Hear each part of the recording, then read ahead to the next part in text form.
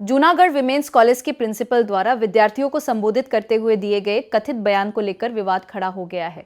आरोप है कि उन्होंने विद्यार्थियों और एक संगठन द्वारा किए जा रहे आंदोलन को देश विरोधी गतिविधियों से जोड़ा। बयान के बाद आंदोलन से जुड़े विद्यार्थियों और अन्य लोगों ने नाराजगी जताते हुए कहा कि लोकतांत्रिक व्यवस्था में शांतिपूर्ण तरीके से अपनी मांग रखना नागरिकों का संवैधानिक अधिकार है। इस विवाद के बीच शिक्षण संस्थानों में राजनीतिक विचारों और राय की भूमिका को लेकर भी सवाल उठाए जा रहे हैं।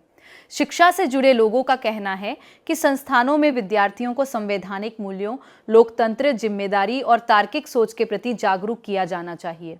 प्रिंसिपल के कथित बयान और लगाए गए आरोपों की स्वतंत्र आधिकारिक पुष्टि सामने नहीं आई है। विरोधी तत्वों दल ઊભું થયું છે કે જે આ દેશને એન તેન પ્રકારે તોડવા માટે મથી રહ્યું છે।